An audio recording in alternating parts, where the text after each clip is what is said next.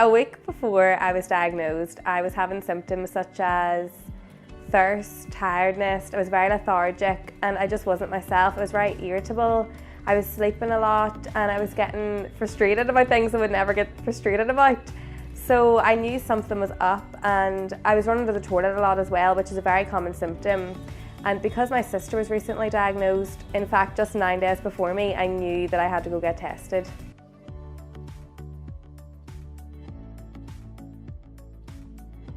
Whenever I first got diagnosed, at home there was quite a few subtle changes that were made kind of behind the scenes that I wouldn't notice as much. So obviously the whole family dynamic was different. I had a lot more attention focused on me as my parents were learning how to deal with the condition, what it really was and how to work with it. My nanny had to be introduced to what it was because she looked after us a lot when my mum and dad were at work. And just making sure there was always a can of Coke in the fridge in case I went low, and my injections were always set up at me for dinner time, just things like that.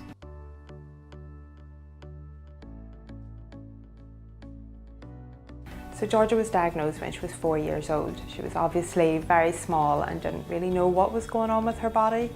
We had to give her multiple injections throughout the day, and her bloods had to be tested multiple times as well.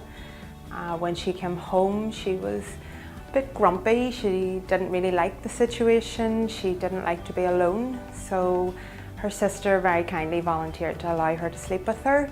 That went on for about 6 months. And she didn't like her friends knowing that she had type 1. She was quite secretive about it.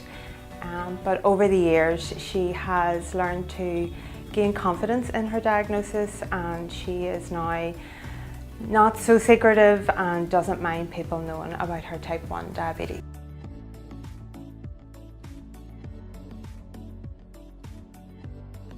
Lewis recently started primary 1 in September of this year, and we had to have a lot of training put in place for his diabetes to ensure that his teacher and classroom assistant were fully competent in how to manage his condition.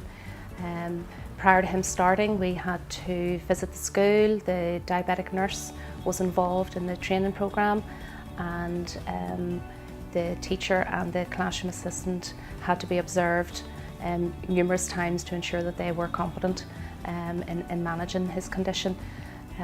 His friends are aware that there is something different with Lewis, and that they are inquisitive and wanting to know what's happening with his pump and blood sugar meter. Lewis and his friends are aware that there is a difference there, but children of that age are inquisitive and then move on quickly.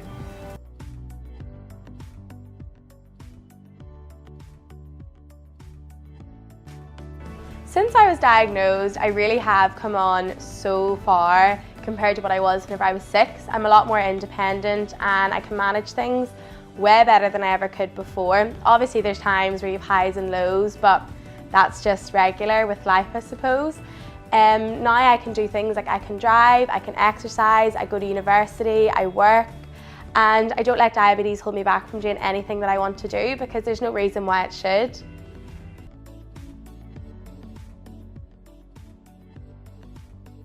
I think the biggest misconception about type 1 diabetes is that it is brought on through bad diet or lack of exercise. Georgia was a very healthy 4-year-old, played lots of sports and ate normally.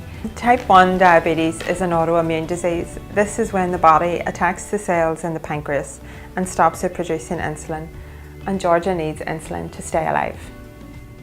Parents from the Southern Trust came together to form a charity called TIDCAT. TIDCAT allows children to not feel alone and to not feel like they're the only ones with type 1 diabetes. It also allows parents to have support for each other. My younger sister has type 1 diabetes, and I helped raise money by swimming 7.5k.